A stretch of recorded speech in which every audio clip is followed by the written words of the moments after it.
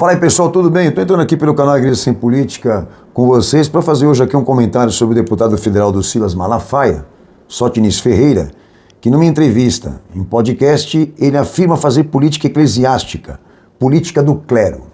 Você vê como esses caras são descarados. O que ele quer dizer é que ele assume o regime e o sistema político religioso, assume estar organizado ministerialmente por isso, como também planejado e orientado intelectualmente por esse regime, por esse sistema. E ele fala público, sem medo nenhum. Mas eu quero, antes de tudo, só lembrar vocês aqui que o movimento Igreja Sem Política existe para apresentar e honrar esses três aspectos hermenêuticos das Escrituras Sagradas que a igreja atual ela abandonou, ela largou. Tá? Primeiro deles, a identidade da autoridade teológica, que é prerrogativa do Messias, essa autoridade.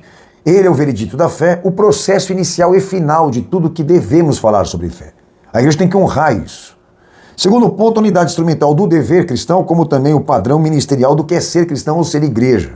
Que essa pré-ordenação, essa chave de pré-ordenação está na atividade do Cristo, numa causa mais suficiente do que a razão, elevada a qualquer tipo de razão, por se tratar do Cristo, ok? Aí eu digo a vocês que dentro desse segundo princípio, fica muito claro que pela atividade dele, pela visão orgânica do que ele foi como homem, entende-se que está na carne dele a interpretação, a inspiração, como também a produção do que nós precisamos incorporar como fé.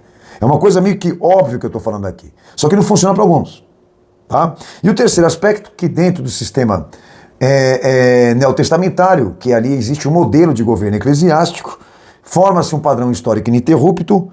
Por quê? Porque ali, dentro desse sistema, existem homens que Jesus escolheu a dedo e os preparou para assumir à frente disso, de gerar esse padrão. E dentro dessa primeira igreja, fica muito claro que todos eles ali não tinham autoridade própria e sequer ministério próprio. Todos representavam isso. Ser o progresso, a preservação e a continuidade de tudo aquilo que Jesus foi em essência. Ok? Então esses três princípios aqui definem para nós o certo e o errado. E eu fiz uma observação em todos os vídeos que eu faço, tá? Que a partir do momento que quebrarmos algum desses atributos de revelação que saem do Cristo e foram vistos também dentro da primeira igreja, alguma dessas unidades, nós comprometemos o fator final, que é o quê? A salvação de muitos, a dispensação, a graça redentiva. Será que é isso que nós queremos? Ok? Então se o plano não estiver organizado e também administrado como foi visto no Cristo, e posteriormente na primeira igreja, nós temos uma fraude processual. Nós temos aqui fracasso. A perspectiva é o fracasso. Ponto final. Então dizemos que dentro desses três princípios não se prova ali, não se encontra ali ministério político e pastor político. Ponto. Vocês precisam entender que para me convencer de que a igreja realmente pode ser isso que ela está sendo hoje, vocês precisam encontrar isso, enxergar isso, testemunhar isso na atividade do Cristo. Esse método, esse sistema e esse princípio, que não é possível. Então não adianta vir contra o que a gente fala aqui se você não consegue provar o contrário. Mas vamos lá. Por isso a gente pega essas deformidades que estão no movimento evangélico e essas contradições para apresentar exatamente os seus argumentos. Quais são os seus argumentos? Eu quero entender. Eu quero ser convencido. Bom, então o nosso tema hoje aqui é o deputado federal do Silas Malafaia, o Sóstenes, né, que ele, em entrevista no podcast, ele declara fazer política eclesiástica e política do clero. Depois de dizer que só discorda do catolicismo por razões de falhas humanas, porque respeita o que é divino e sagrado do que ainda está lá. Neste período, aí eu me dediquei à vida eclesiástica, falei, política nunca mais. Volto ao Brasil e fui fazer política eclesiástica, porque existe a política também de convenções de pastores e tudo. É a política de base, né?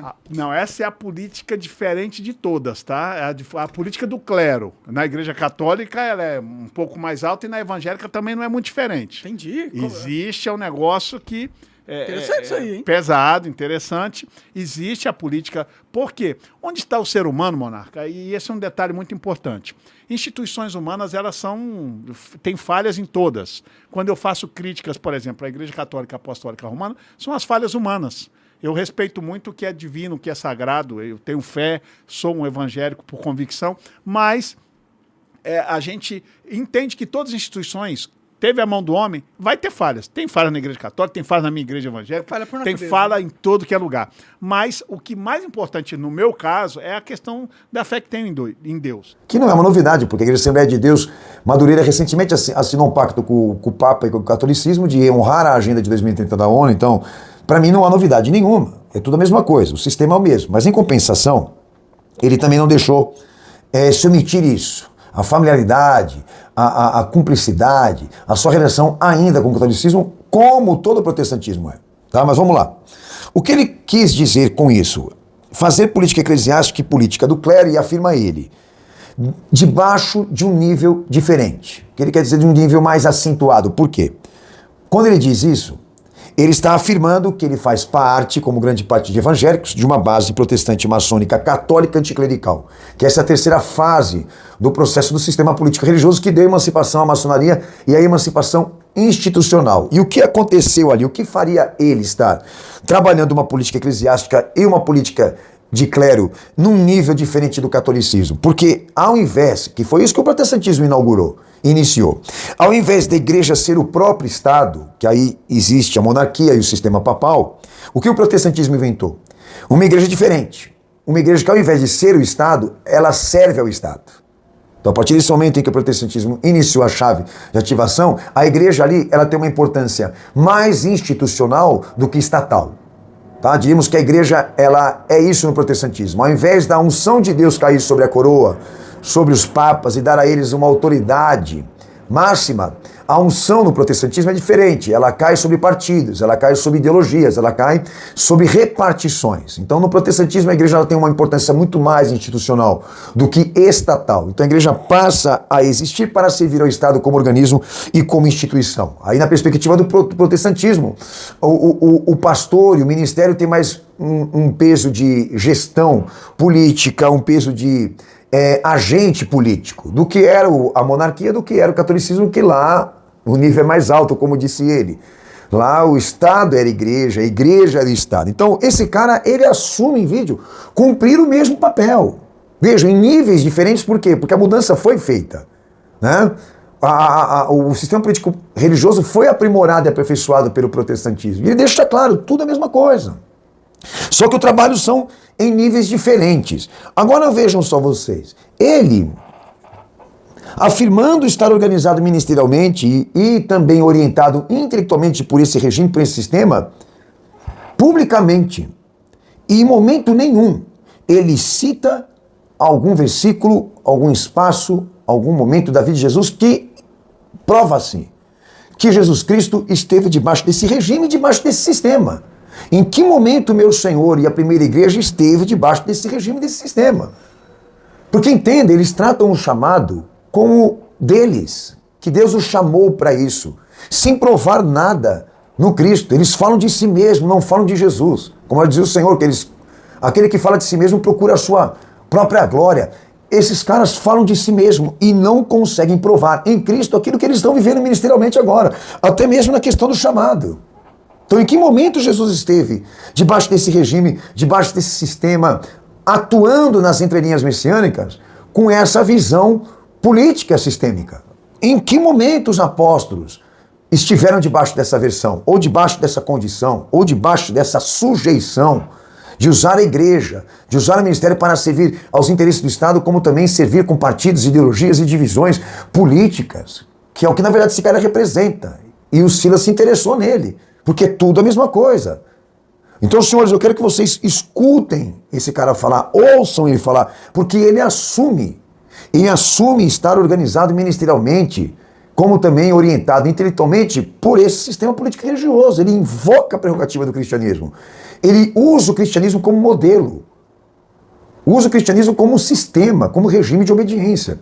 Mas não consegue provar que o ofício, como também a ordenação que ele cumpre agora, pode ser vista em Cristo e contemplada em Jesus, que é dever dele, que seria obrigação dele. Agora, por que isso prospera, senhores? Por que esses caras continuam tendo os holofotes da atenção e grande parte de evangélicos seguindo, né, esses orientadores, esses caras como referência? Porque existe um confisco institucional, educativo, um controle nas educações, uma programação intelectual, para não dizer uma lavagem cerebral, no povo.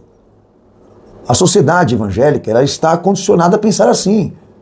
Toda ela está presa, refém desses conceitos tradicionalistas, esses conceitos, infelizmente, que estão enraizados num sistema de emancipação intelectual, de emancipação humana, porque a filosofia é isso. Então eu queria que, desse lado, ser convencido por ele, que eu estou desafiando ele, o Kiko da Assembleia de Deus, queria que ele me provasse em que momento Jesus e os apóstolos fizeram política eclesiástica como também política do clero.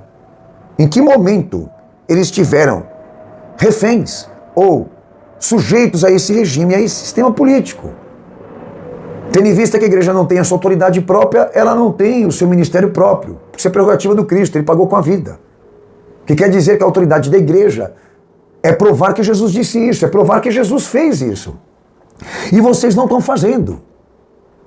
Como desafio esse charlatão a falar ou provar em Jesus o que ele está falando aí, como também os mesmos que chamam eles para fazer a entrevista, me chama que eu vou. Será que vocês vão conseguir fazer esse florescer de ideias e pensamentos? Será que vocês vão conseguir, né, gerar essas expectativas comigo falando com vocês? Duvido. Duvido, porque nós não vamos rechear esse bolo, nós não vamos alimentar esse sistema, pode ter certeza. Mas em compensação, o objetivo do vídeo realmente era expor a fala desse cara e o quanto ele é honesto, o quanto ele é sincero, de dizer exatamente o seguinte, que ele está tocando o esquema. Ele está tocando o esquema da emancipação, como também das fases do sistema político religioso, que hoje está no colo da ONU, que hoje está cumprindo a Agenda de 2030. Que a direita e a esquerda estão lá, servindo aos interesses desse fórum internacional, como também os interesses do poder internacional, porque é um único poder. Então a única coisa que ele tem contra o catolicismo é as falhas humanas. Porque de resto tudo é sagrado.